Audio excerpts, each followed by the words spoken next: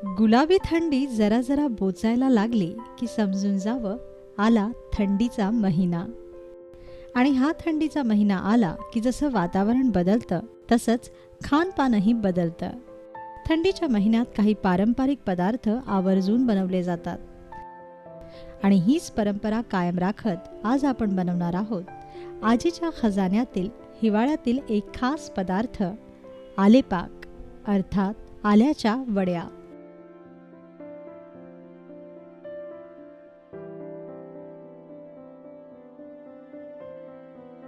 थंडीत उद्भवणाऱ्या सर्दी, पडसं आणि कफच्या विकारावर अत्यंत गुणकारी असा हा आलेपाक. आलेपाक बनवण्यासाठी आपल्याला लागेल 50 ग्राम आलं, अर्धी वाटी साखर, अर्धा कप साईचं दूध आणि 2 ते 3 चमचे साजूक तूप.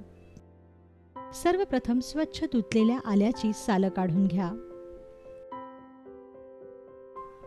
यानंतर पाट्यावर हे आलं व्यवस्थित कुटून घ्या.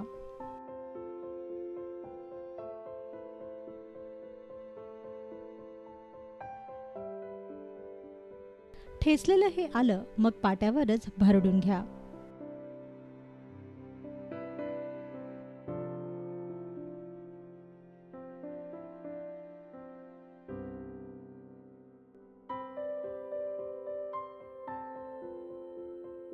पाट्याऐवजी तुम्ही मिक्सरचा वापर करून आल्याची पेस्ट तयार करू शकता. आता ही आल्याची पेस्ट तापलेल्या पॅनमध्ये घ्या आणि यात वरून साखर व साईचं दूध घाला आणि हे मिश्रण सतत हलवत राहा.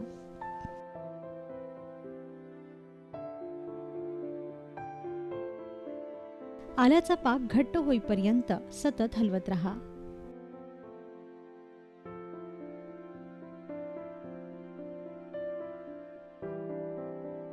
मंद आचेवर भाजत राहिलं की 10 मिनिटात हा आलेपाक घट्ट होईल.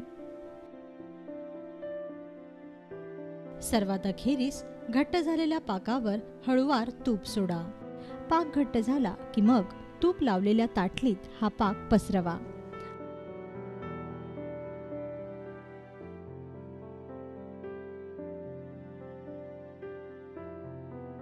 आणि पूर्ण थंड झाल्यावरच आलेपाकाच्या वड्या कापा.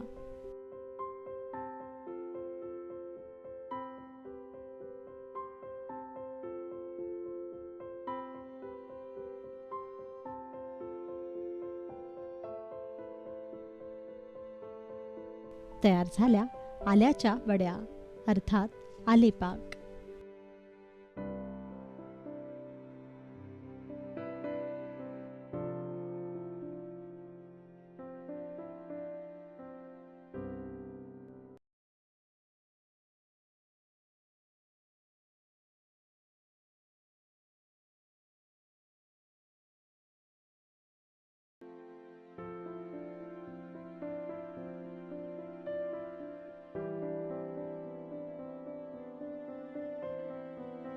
तीळपापडी बनवण्यासाठी आपल्याला लागेल 1 कप सफेद तीळ,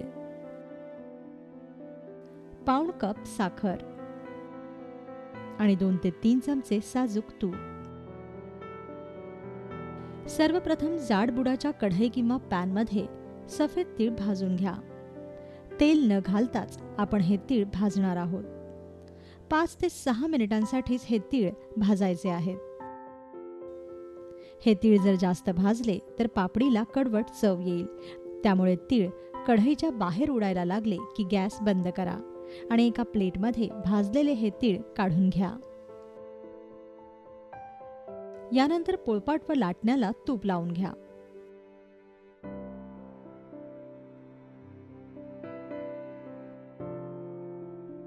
आता जाडबुडाच्या पॅनमध्येच साखर वितळून घ्या.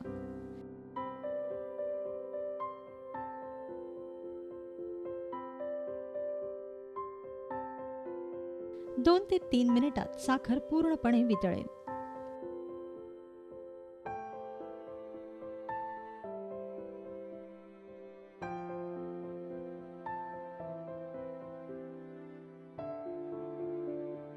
साखर वितळली की लगेच गॅस बंद करा आणि मगच यात भाजलेले तीळ घाला. आता हे मिश्रण छान एकजीव करून घ्या.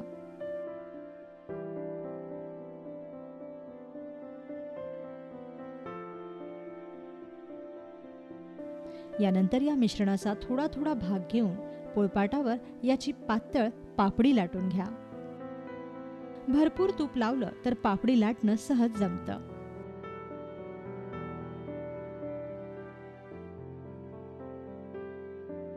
झाराच्या सहाय्याने तिळपापडी अलगद उचला. अशा प्रकारे सर्व तिळपापड्या लाटून घ्या.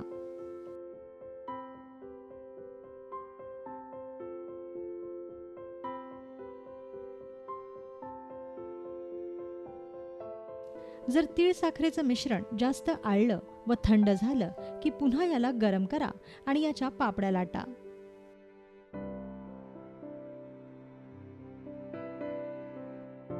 तयार झाली तिळपापडी. ही तिळपापडी हवाबंद डब्यात ठेवली तर छान टिकते. तर मग यंदाच्या मकर संक्रांतीला नेहमीपेक्षा थोडीशी वेगळी पण पारंपरिक अशी तिळपापडी नक्की करून पहा.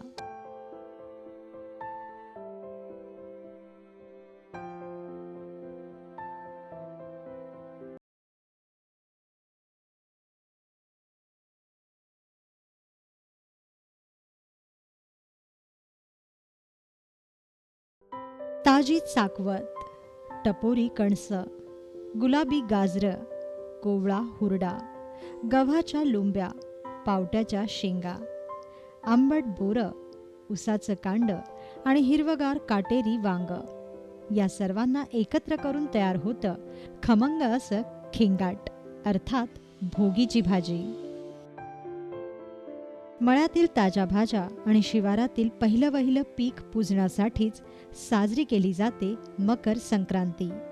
आणि या मकर संक्रांतीच्या आदल्या दिवशी धरणी मातेला भोग लावला जातो तो भोगीच्या भाजीचा.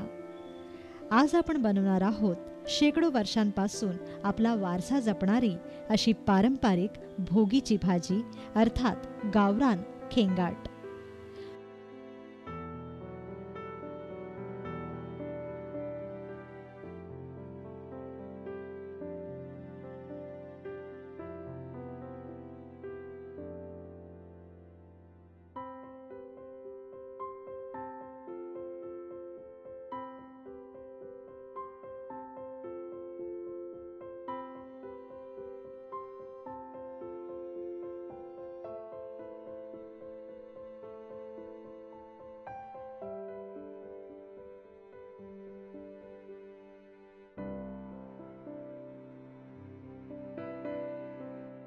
भोगीच्या भाजीसाठी आपल्याला सर्व मोसमी भाज्या लागणार आहेत.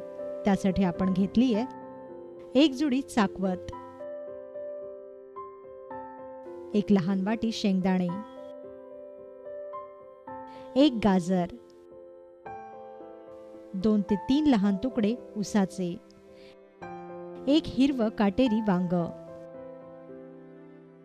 अर्धा वाटी पावटा, 5 ते 6 घेवड्याच्या शेंगा, 1 लहान वाटी हरभरा, 1 लहान वाटी गावरान बोरं, 1 ज्वारीचं कोवळं कणीस किंवा हुरडा, 1 ते 2 गव्हाच्या लोंब्या,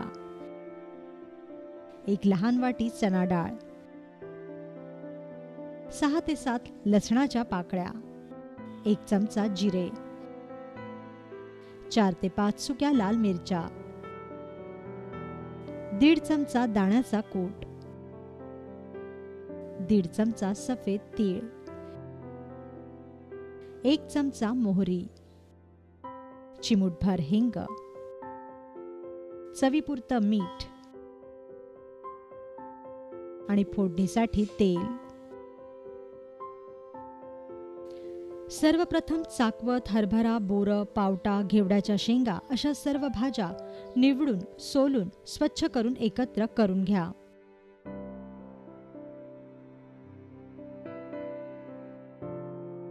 गाजर ही बारीक चिरून घ्या.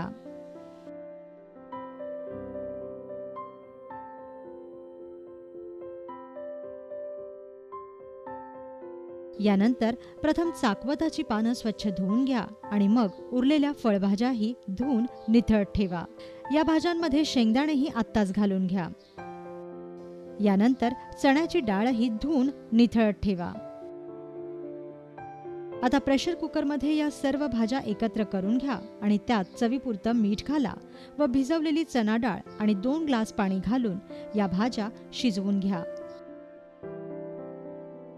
4 शिट्ट्यांमध्ये या सर्व भाज्या शिजतील.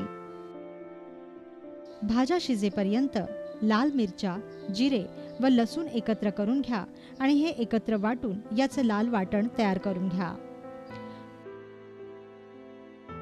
आता फोडणीसाठी एका पॅनमध्ये तेल तापवायला ठेवा व तापलेल्या तेलात हिंग आणि मोहरीची फोडणी करा.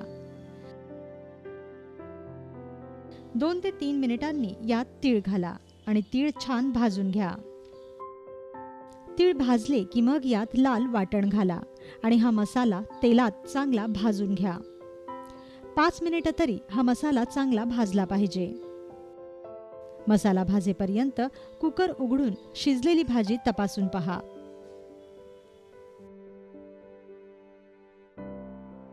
पाच मिनिटानंतर मसाल्याचा उग्र वास गेला आणि तेल सुटू लागलं की मग यात शिजलेल्या भाज्या घाला आणि या मसाल्यात भाजी छान एकजीव करून घ्या.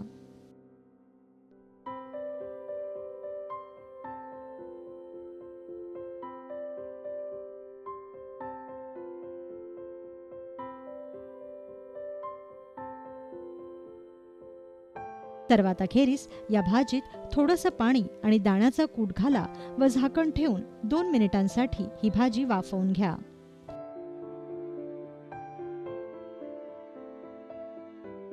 तयार झाली भोगीची भाजी.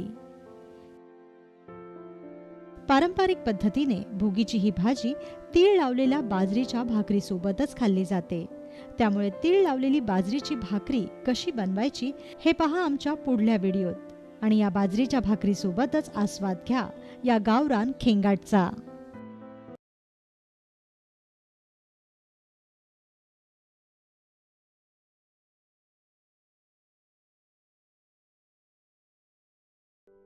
थंडीच्या दिवसात सर्वात आवडीने खाल्ली जाते ती बाजरी. आणि जर उत्सव मकर संक्रांतीचा असेल तर भोगीची भाजी आणि तीळ बाजरीची भाकरी ही ठरलेलीच असते. चला मग आज आपणही बनवूया तीळ बाजरीची भाकरी.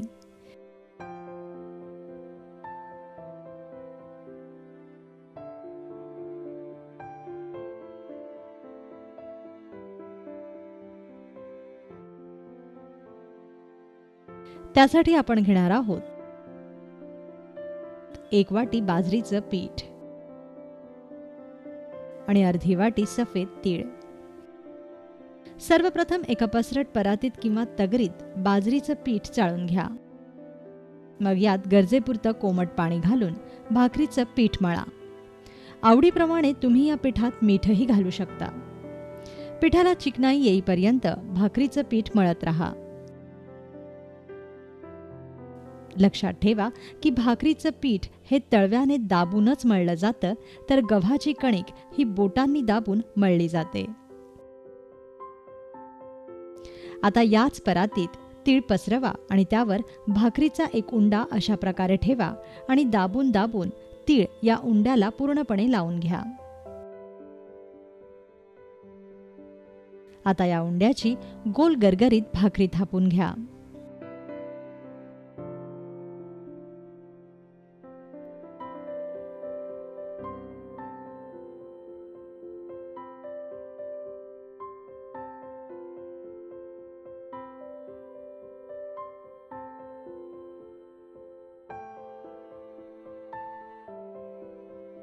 यानंतर तापलेल्या लोखंडी तव्यात ही भाकरी भाजायला टाका.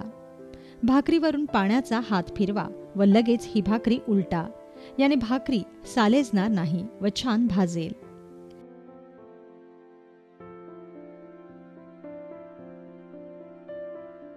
दोन्ही बाजूंनी ही भाकरी मध्यम आचेवर छान खरपूस भाजा.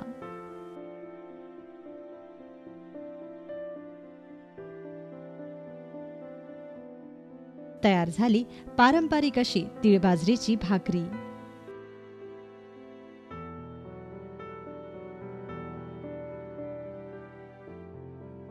आता भोगीची भाजी असो किंवा साधा लोण्याचा गोळा असो, या पदार्थांची लज्जत आणखीनच वाढवेल ही तीळ बाजरीची भाकरी.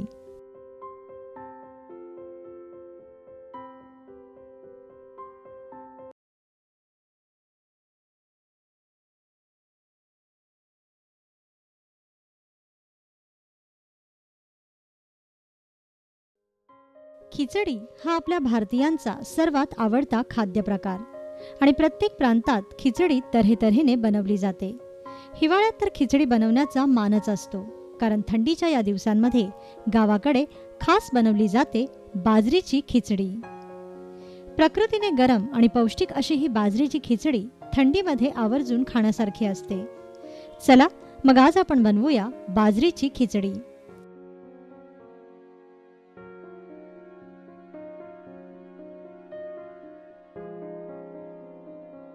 त्यासाठी आपल्याला लागेल अर्धी वाटी बाजरी, अर्धी वाटी मूग डाळ, 3 हिरव्या मिरच्या, अर्धा चमचा हळद, 1 चमचा जिरे, 1 चमचा मोहरी, चिमूटभर हिंग, 4 चमचे साजूक तूप आणि चवीपुरतं मीठ. सर्वप्रथम बाजरी किमान 8 तास तरी भिजवून घ्या. आदल्या रात्री बाजरी भिजवणे केव्हाही योग्य. यानंतर भिजवलेली ही बाजरी कुकरमध्ये घ्या. आता मूग डाळही स्वच्छ धुवून निथळून घ्या आणि बाजरी सोबत एकत्र करा. बाजरी व मूग डाळ एकत्र केल्यावर त्यात चवीपुरतं मीठ घाला आणि 2 ग्लास पाणी घालून ही डाळ आणि बाजरी शिजवून घ्या. 4 शिट्ट्यांमध्ये बाजरी व डाळ योग्य शिजेल. 4 शिट्ट्यांनंतर कुकर थंड झाल्यावर तो उघडून पहा आणि बाजरी आणि डाळ तपासून घ्या. यानंतर एका कढईत तूप तापवायला ठेवा. तापलेल्या तुपात हिंगाची फोडणी करा. वरून यात मोहरी व जिरे घाला.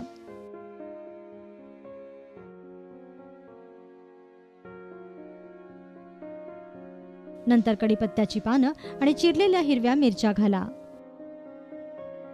चिमूटभर हळद घाला. फोडणीचा छान घमघमाट सुटला की मग यात शिजवलेली बाजरी व डाळ घाला व छान एकजीव करा.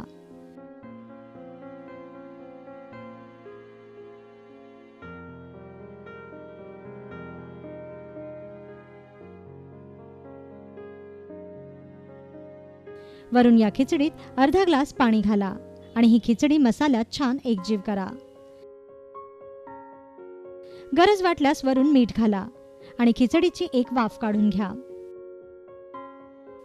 खिचडी छान मिळून आली की गॅस बंद करा. आता तूप, लिंबाच्या लोणच्याची फोड आणि कडकडत्या थंडीसोबत आस्वाद घ्या गरमागरम अशा या पौष्टिक बाजरीच्या खिचडीचा.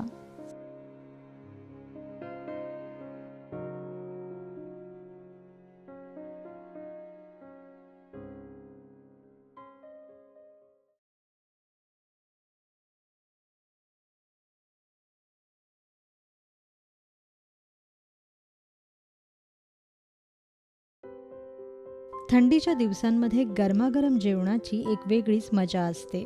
मग ते गरमागरम सूप असो, तव्यावरची गरमागरम भाकरी असो किंवा वाफाळलेली गरमागरम खिचडी असो. आणि या खिचडीला जर मटणाची जोड मिळाली तर क्या बात है. आतापर्यंत तुम्ही डाळीची किंवा कडधान्याची खिचडी जरूर ऐकली असणार, पण गावाकडे आजही मटण घालून खिचडी बनवली जाते, तेही थंडीच्या या दिवसांमध्ये. चला मग आज आपणही बनवूया मटण खिचडी.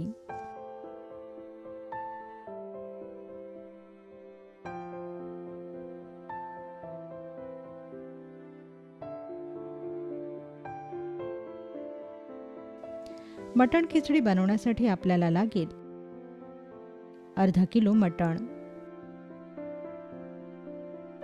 4 कप इंद्रायणी तांदूळ, 2 मोठे कांदे, 1 टोमॅटो, 10 ते 12 लसणाच्या पाकळ्या, आल्याचा 1 मोठा तुकडा, अर्धा इंच दालचिनीचा तुकडा, एक जायफळ, 1 चमचा जिरे, 1 लिंबू, 1 चमचा हळद, चवीपुरतं मीठ आणि फोडणीसाठी तूप व तेल.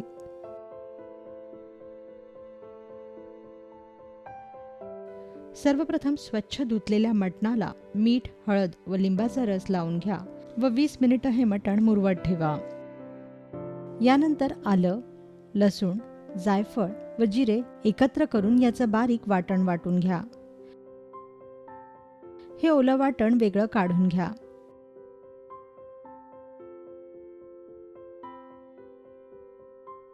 आता प्रेशर कुकरमध्ये 1 पळी तेल तापवायला ठेवा. या तेलात एक जाडसर चिरलेला कांदा घाला व छान परतून घ्या. कांदा भाजला की मग यात मुरवत ठेवलेलं मटण घाला व तेलावर छान परतून घ्या.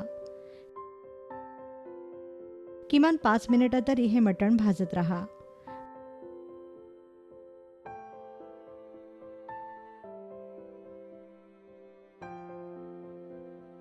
मटणाचा उग्र दर्प जाईपर्यंत हे मटण भाजत राहा.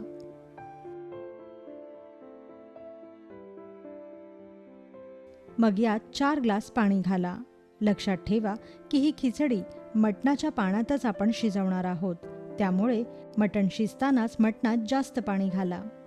आता कुकरचं झाकण बंद करा व 5 ते 6 शिट्ट्या करून हे मटण शिजवून घ्या.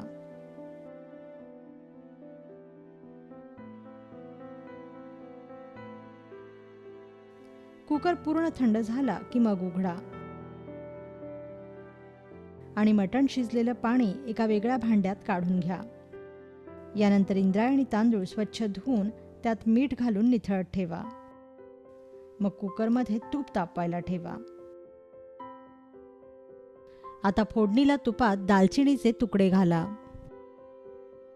तापलेल्या तुपात चिरलेला कांदा व टोमॅटो घाला व परतून घ्या.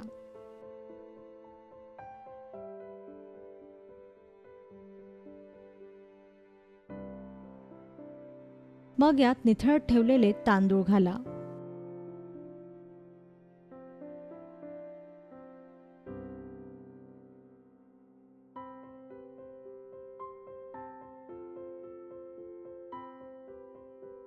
वरून यात आपण तयार केलेलं वाटण मिसळा. या वाटणात तांदूळ चांगले परतून घ्या.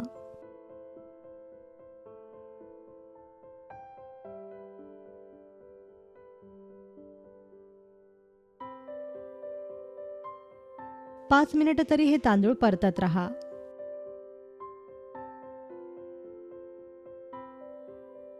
तांदूळ भाजला की मग यात मटण शिजवलेलं पाणी व मटणाचे काही तुकडे घाला आणि छान मिसळून घ्या.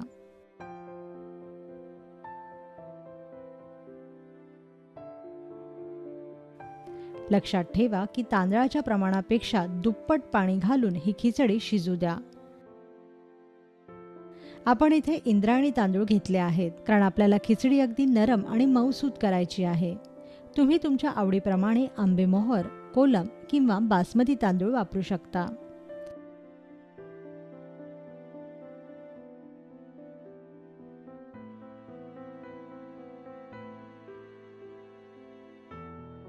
सर्वात अखेरीस गरज वाटल्यास यात मीठ घाला आणि झाकण लावून कुकरच्या 2 शिट्ट्या करून घ्या.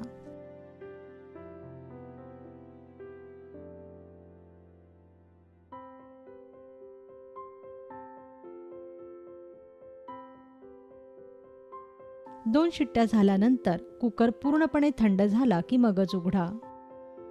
तयार झाली अतिशय पौष्टिक अशी मटण खिचडी.